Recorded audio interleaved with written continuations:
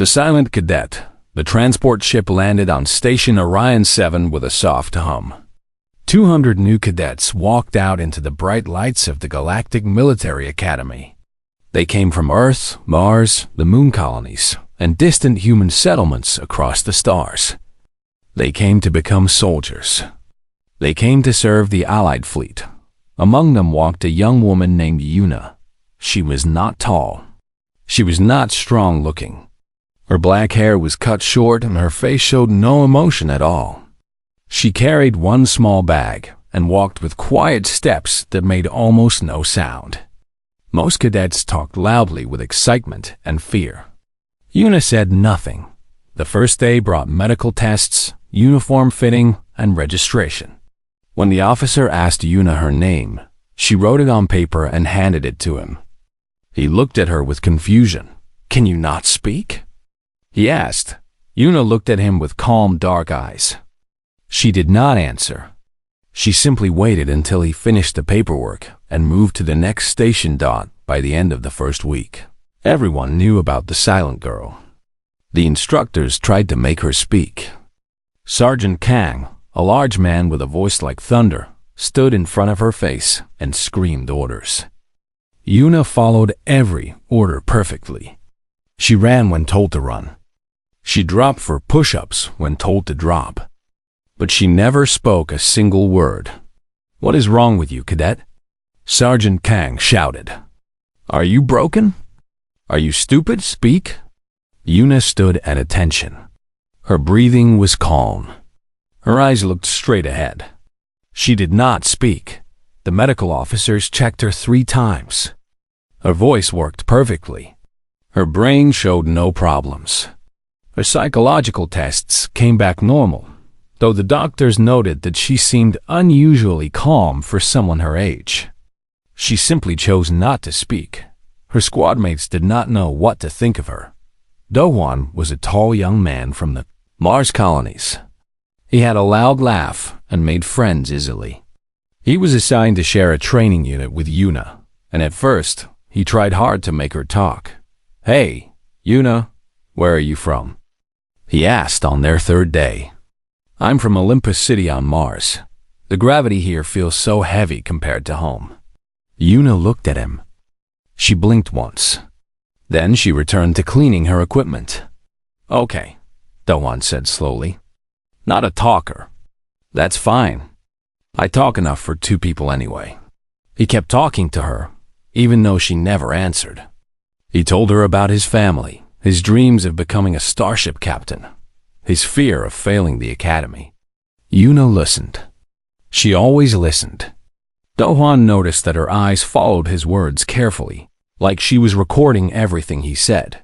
Myrae joined their unit in the 2nd month. She was a pilot prodigy from Earth, famous for breaking speed records in atmospheric flight before she turned 16. She was sharp and quick to judge others. "The silent one," Myrae said when she first saw Yuna. "I heard about you. They say you haven't spoken one word since you arrived. Some people think you're crazy. Some people think you're a spy." Yuna met her eyes without fear. Something passed between them, a moment of recognition. Myrae was smart enough to see that Yuna was not crazy. There was too much intelligence behind those dark eyes. "You're watching us," Myrae said quietly. "All of us. You're learning everything about everyone." She paused. "That's actually pretty smart." For the first time, the corner of Yuna's mouth moved slightly. It was almost a smile. The months passed slowly. The academy pushed the cadets hard. They learned to fight with weapons and without weapons. They learned to fly small ships and operate large ones. They studied tactics, history, medicine, engineering, and the politics of 12 allied species. The alien cadets from other worlds trained alongside the humans, and they found Yuna just as strange as everyone else did. The telepathic species from Villar Prime found her especially disturbing. Their kind could read surface thoughts from most beings. When they tried to read Yuna, they found only silence. Her mind was like a deep, dark lake with no ripples. "She scares me," one Valarian cadet admitted to Dohan. "I have never met a mind so quiet. It is like she is not there at all." Dohan looked across the training yard to where Yuna was practicing hand-to-hand combat. She moved like water, smooth and fast. Her opponent, a cadet twice her size, could not land a single hit on her. "She's there," Dohan said. "She's just better at hiding than anyone else." The instructors gave up trying to make Yuna speak. They marked her as having a communication disorder, which everyone knew was not true, and moved on.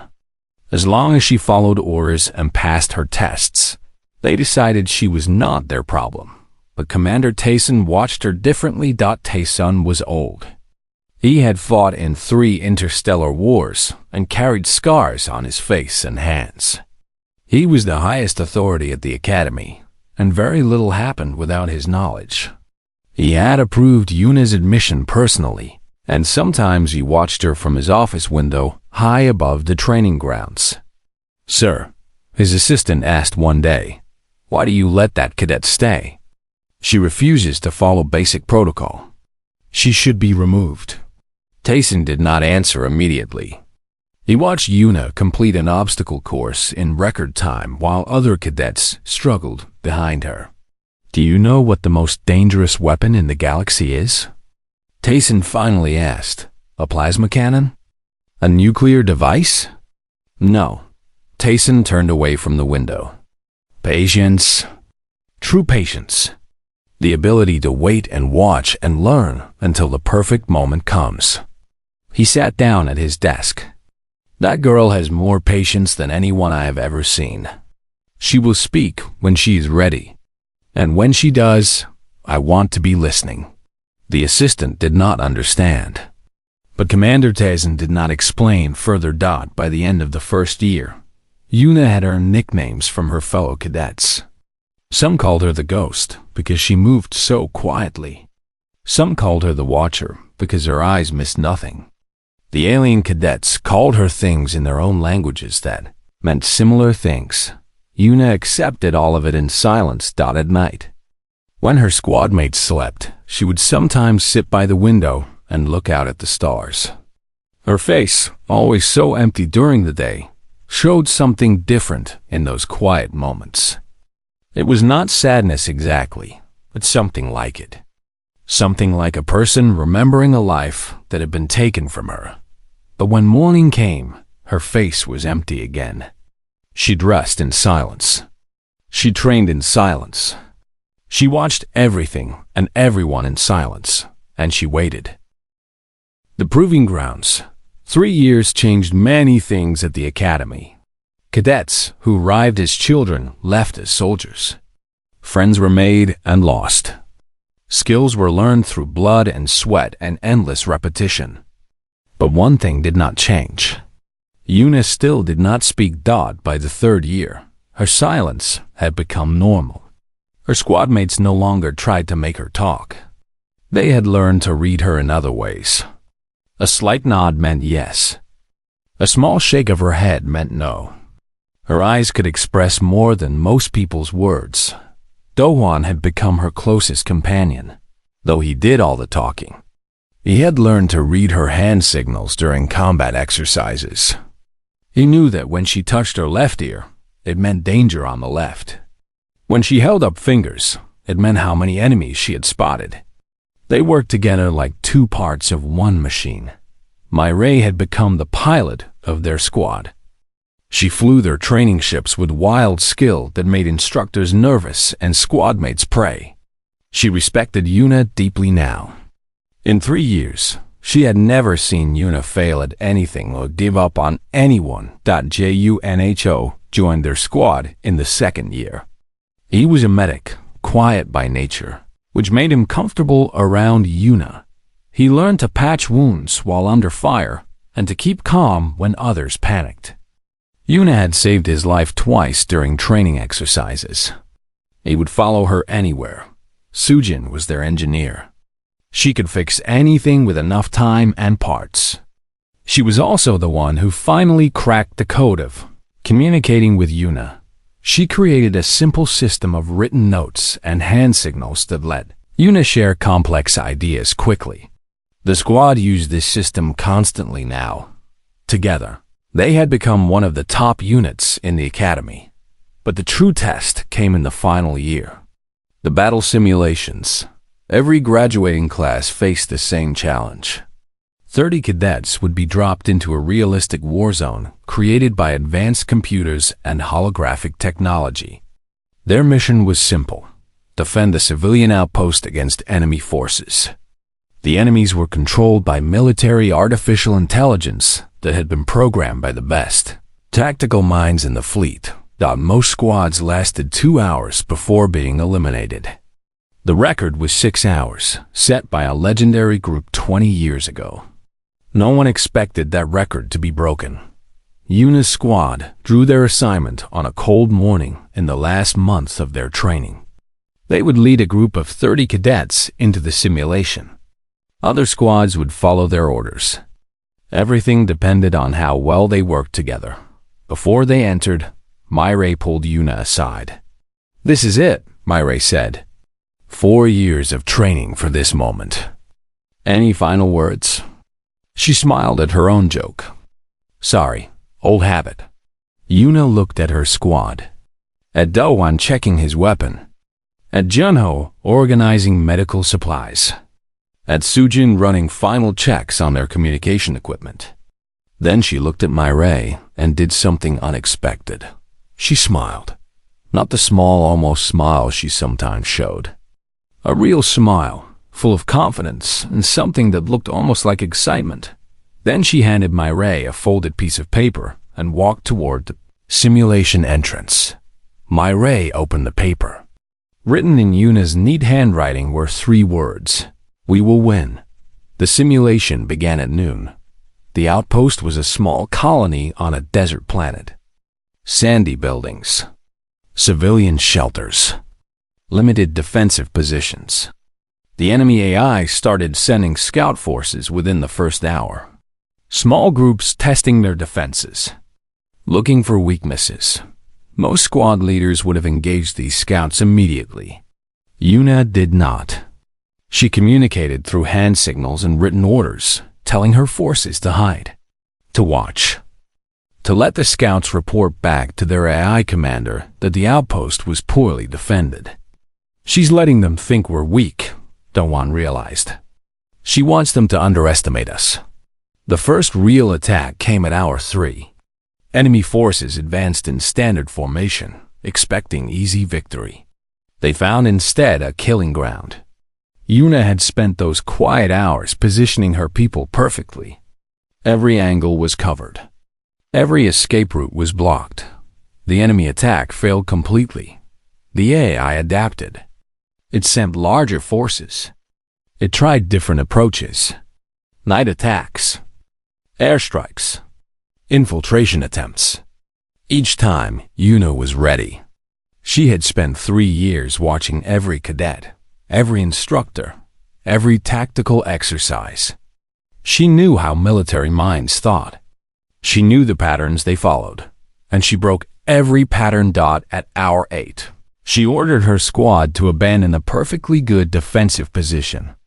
Her people thought she was crazy. That position was strong. Why give it up?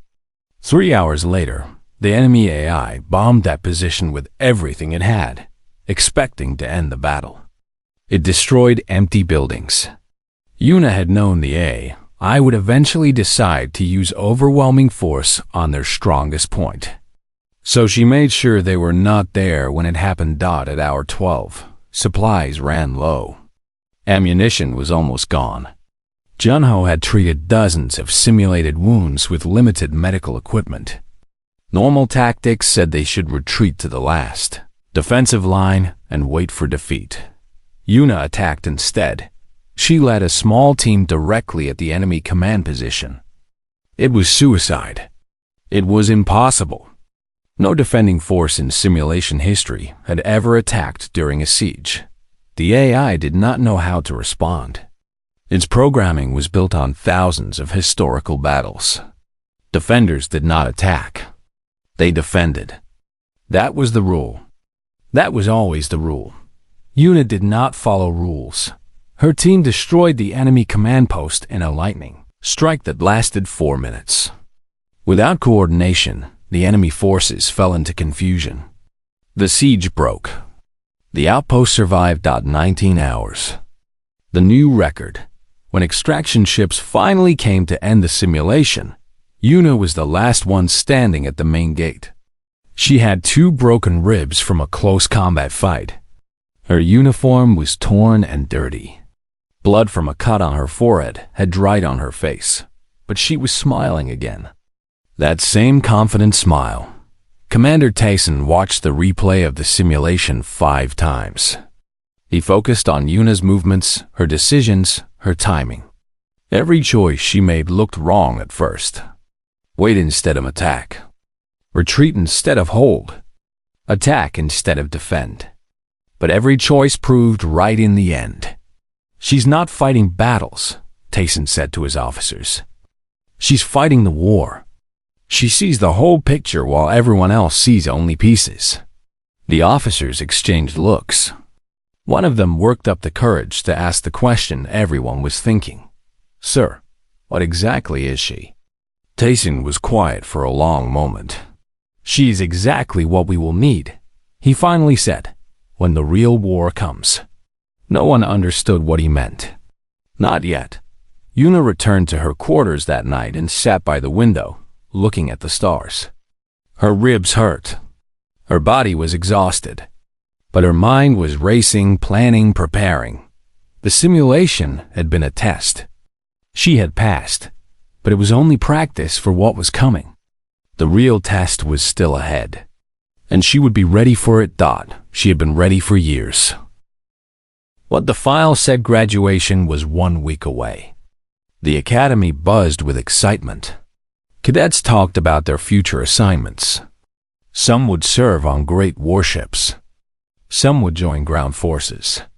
Some would become pilots or intelligence officers or engineers.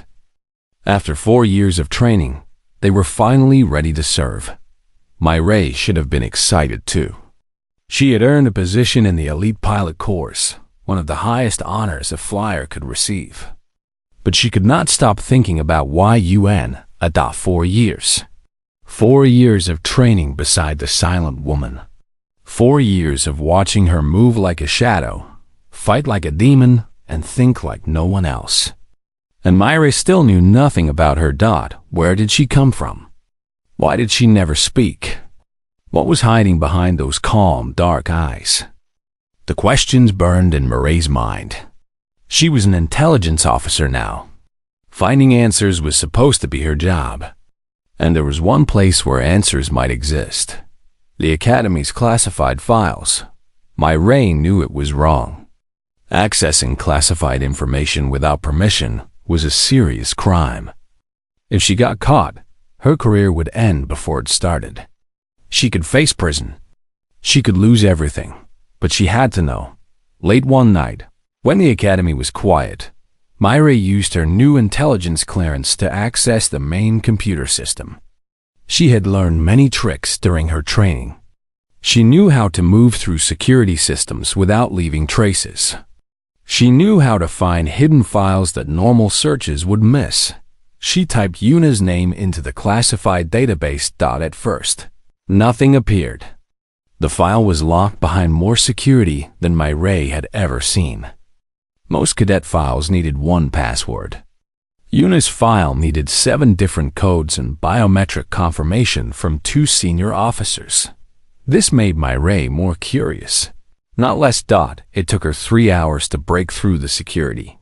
When she finally opened the file, she felt her blood turn cold. The file did not start with the name Una. It started with a different label. Subject 17.MIRA, e-read with growing horror. 20-5 years ago. The human government had created a secret program called the Humanity First Initiative. The galaxy was dangerous, they said. Aliens had more experience in space. Humans needed an edge. They needed perfect soldiers. So they made them. The program took orphan children, babies with no families to miss them. They raised these children in secret facilities, training them from the moment they could walk. They taught them to fight, to kill, to survive anything. They used advanced technology to make their bodies stronger and faster. They used psychological techniques to make their minds sharp and unbreakable. They created weapons in human form. Subject 17 was one of 37 children in the program. Her file described her training in cold, clinical language. Combat proficiency, exceptional. Intelligence, superior. Emotional control, complete. Pain resistance, maximum. The file also described the experiments. Tests of how much pain a child could endure before breaking. Tests of isolation, leaving children alone in dark rooms for weeks to see if their minds would crack. Tests of loyalty, forcing children to hurt each other to prove obedience. Myrae had to stop reading. Her hands were shaking. The program was shut down 15 years ago. A member of the Senate discovered what was happening and exposed it to the public. People were outraged. The scientists were arrested. The facilities were closed. The surviving children were supposed to receive help and be released into normal society. But Subject 17 did not wait for release. At age 12, she escaped on her own. The file described what she did in simple words that made it sound almost normal. Subject 17 eliminated 14 guards during unauthorized departure from Facility 7. Method unknown. Body count confirmed. Subject location unknown. Eliminated. That was the word they used. A 12-year-old girl had killed 14 trained guards and walked out of a maximum security building. And no one knew how she did it. For years after that, nothing. Subject 17 disappeared into the massive cities of Earth. She became a ghost, surviving in the underground world where no cameras watched and no records were kept. She lived among criminals and homeless people and others who did not exist in official systems. Then, 4 years ago, she appeared at the academy. She had perfect documentation. Perfect test scores. Everything looked legitimate. Myrae knew now that it was all fake. Brilliantly fake, but fake. The final page of the file contained a personal note. It was written by Commander Tayson. I know who this cadet really is. I have known since she applied. I approved her admission anyway.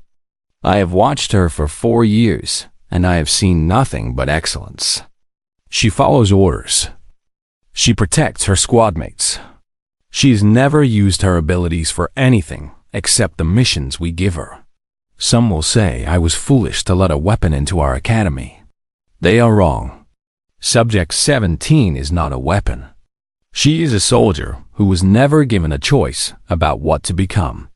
Now she's making that choice herself. She is choosing to serve. She is choosing to protect. I do not know why she remains silent. Perhaps she has nothing to say. Perhaps she is waiting for the right moment to speak. Either way, I trust her. The galaxy will need soldiers like her someday. It just does not know it yet. Myrae closed the file. She sat in the dark for a long time, thinking about what she had learned. She thought about reporting everything. A former experimental subject with a body count was living among them. It was dangerous. It was against regulations. The right thing to do was tell someone. But then she thought about 4 years of serving beside Yuna. She remembered when Yuna carried a wounded cadet 2 miles through simulated enemy fire.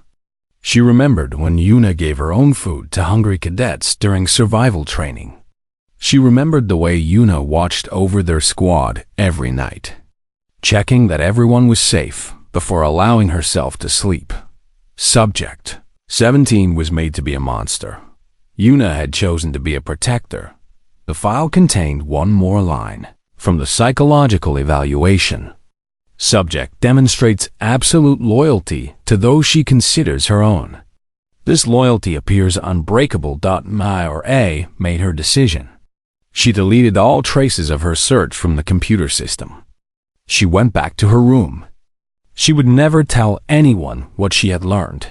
Yuna had chosen who to become. That was what mattered. But Mireille could not sleep that night. She kept thinking about one question. Why was Yuna here? What was she waiting for? She would find out at graduation. Everyone would. The day she spoke, the graduation ceremony began under the great dome of the Academy's main hall. 300 cadets stood in perfect rows, their uniforms pressed and clean, their faces serious. Above them, the dome showed a view of space, with stars and distant galaxies shining down like witnesses to this important day. Families watched from the viewing galleries. Officers from the Allied fleet sat in places of honor. Representatives from the 12 allied species were present, their strange bodies and faces a reminder that humanity was part of something much larger than itself. Admiral Jiwan stood at the podium. She was the highest-ranking officer in the Allied fleet, a woman who had commanded battles that saved millions of lives. Her voice was strong as she spoke the traditional words of the graduation ceremony. "You have trained for 4 years," she said. "You have learned to fight and to think and to serve. Today, you become officers of the Allied fleet. You will protect humanity and our allies. You will face dangers that most people cannot imagine. You will be the shield that guards civilization." The cadets listened in proud silence. Yuna stood in the front row. Her uniform was perfect. Her posture was straight. Her face showed nothing, as always. But something was different today. There was a tension in her body, like a spring pressed tight and ready to release. Myra stood a few rows behind her. She had not slept well since reading that file. She kept watching Yuna, wondering what the silent woman was planning. Because she was certain now that Yuna was planning something. 4 years of patience. 4 years of waiting. It had all been building to something. Admiral Jiwan continued her speech. "You have passed every trial the Academy could offer. You are now officers of the Allied fleet. May you serve with honor and permission to speak, Admiral." The words cut through the hall like a blade. Everyone stopped breathing. The voice was soft but clear, carrying to every corner of the great dome. 300 cadets turned their heads. Officers leaned forward. Alien representatives shifted in their seats. The voice belonged to Yuna. For 4 years, she had not spoken one word. Now, at the moment of graduation, she was asking to address the entire ceremony. Admiral Jiwan stared at her. Even she had heard the stories about the silent cadet. "Permission?" "Granted," she said slowly, uncertain. Yuna stepped forward. Her boots clicked on the polished floor. She walked to the center of the formation and turned to face her fellow graduates. 300 pairs of eyes watched her. "You have been taught to fight the enemies of the Galactic Council," Yuna said. Her voice was calm and controlled, like she was discussing the weather. "You have been taught tactics and strategies. You have been taught the official history of every war humanity has fought since we reached the stars." She paused. Her dark eyes moved across the crowd, and everyone felt like she was looking directly at them. "You have not been taught the truth." Whispers started among the officers. Admiral Jiwan's hand moved toward the weapon at her side. Commander Tessin, standing at the edge of the podium, raised one hand slightly. The Admiral froze. 3 weeks ago, Yuna continued, a Dominion scouting fleet entered Allied space. 15 ships. They were not detected by our defense systems. They were not engaged by our patrol forces. They were allowed to pass. The whispers became louder. The Dominion was the greatest enemy the Allied species had ever faced. A vast empire on the far side of the galaxy that had conquered hundreds of worlds. The Alliance had fought a terrible war against them 50 years ago. The peace treaty that ended that war was supposed to keep them separated forever. The Dominion has been testing our borders for 2 years, Una said. Small fleets, spy ships, hidden bases in neutral territory.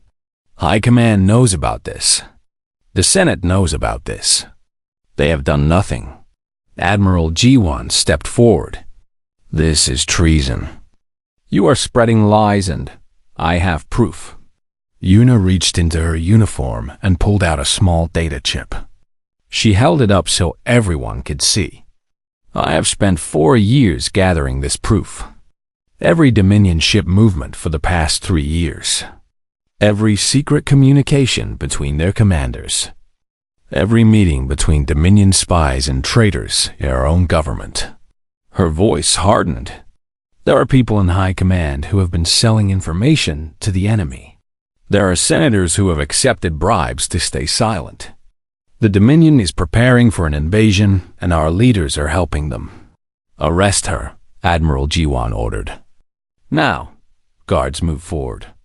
But before they could reach Una, every screen in the hall flickered. The view of space above them disappeared. In its place appeared data. Charts showing fleet movements. Recordings of secret meetings. Evidence that could not be ignored. Una had planned this for years. She had placed programs in the Academy's computer system long ago, waiting for this moment. Now everyone could see the truth. You have a choice, Una said. Her voice rose above the chaos. You can arrest me and pretend nothing is wrong. You can watch the Dominion burn through Allied space while your leaders argue about politics. She looked at her squad mates. At Dowan, whose face showed shock and then determination. At Myre, who was nodding slowly, understanding at last. At Junho and Sujin, who had trusted her for years without knowing why. Or you can follow me, Una said, and fight the war that is already coming. Silence fell over the hall.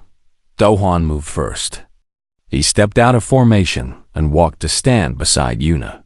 I don't understand everything that's happening, he said loudly. But I've watched her for 4 years.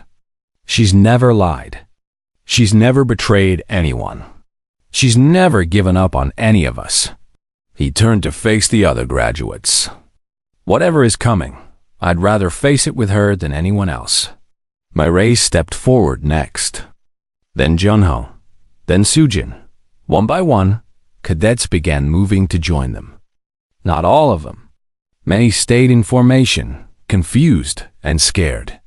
But dozens crossed the floor to stand with Una. Humans and aliens alike. People who had trained beside her and learned to trust her silence. Commander Tayson walked down from the podium. He stopped in front of Una and looked at her for a long moment. I have been waiting for this day since I first admitted you, he said quietly. Tell me you have a plan. I have 17 plans, Una replied. 23 backup plans. And enough evidence against High Command to make sure they do not interfere until we have won. For the first time in years, Tayson smiled. Good enough. Admiral G1 lowered her weapon. She was smart enough to see that the situation had changed. Half the graduating class was standing with Una now. The evidence on the screens could not be hidden. Whatever happened next, the old way of doing things was over. This is still treason, the Admiral said. Only if we lose. Una turned to face the people who had joined her. Not an army. Not yet. But a beginning. The Dominion thinks humans are weak. They think we are too divided to fight a real war. They think they can destroy us the same way they destroyed 100 other species. Her smile returned. Not the small, almost smile from before. A real smile, fierce and wild. They are wrong. Let me show you what humans do when our backs are against the wall. The war began that day. The war begins. The first year of the war was chaos. The Dominion launched their invasion. 3 months after Una's revelation. They expected to find a divided alliance, weakened by corruption and political fighting. They expected easy victory. They found Una instead, She had spent those 3 months doing what she did best: watching, learning, and preparing. The traitors in high command were arrested based on her evidence. New leaders were chosen, people who understood that survival mattered more than politics. And slowly, carefully, Yuna built her network. She never took an official rank. She did not need one. Her squad mates became her officers. Da-Wan commanded ground forces with the same loud confidence he had shown in the academy. Myre led fighter squadrons that danced through enemy formations like ghosts. Junho trained field medics who saved thousands of lives. Sujin built communication systems that the Dominion could never crack. And Yuna coordinated everything from the shadows. She was everywhere and nowhere. Soldiers told stories about the silent woman who appeared before major battles, gave orders through hand signals and written notes, then vanished before victory was won. Enemy commanders learned to fear any battle where their intelligence suddenly went dark, because it meant she was involved. The Dominion had conquered hundreds of worlds. They had destroyed civilizations older than humanity. They had never faced anything like Yuna. Their strategies were built on logic and mathematics. They calculated force ratios and supply lines and probability of success. They expected their enemies to behave in predictable ways, following the same rules of war that had existed for thousands of years. Yuna broke every rule. She attacked when she should have defended. She retreated from positions she could have held. She sacrificed small advantages to gain larger ones that only became visible weeks later. The Dominion commanders could not understand her thinking because they had never met anyone who thought the way she did. She thought like someone who had survived impossible situations since childhood. She thought like someone who had been trained to see every possibility, every threat, every opportunity. She thought like a weapon that had chosen to become a protector. By the end of the first year, the Dominion advance had stopped. By the end of the second year, they were retreating. By the end of the 5th year, they were fighting for their own territory. Yuna still rarely spoke. When she did, people listened. She gave 3 speeches during the entire war. The first was at graduation. The second came when Earth itself was threatened. When Dominion ships appeared in the sky and people believed humanity was about to end, Yuna stood before the cameras and spoke to every human across the galaxy. They came to our world expecting surrender, she said. They found us instead. We are not the strongest species in the galaxy. We are not the oldest or the wisest. But we are the most stubborn. We have climbed out of every hole we have fallen into. We have survived every disaster that should have destroyed us. We are still here. She paused. Her dark eyes looked directly into the camera. Today, we show them why.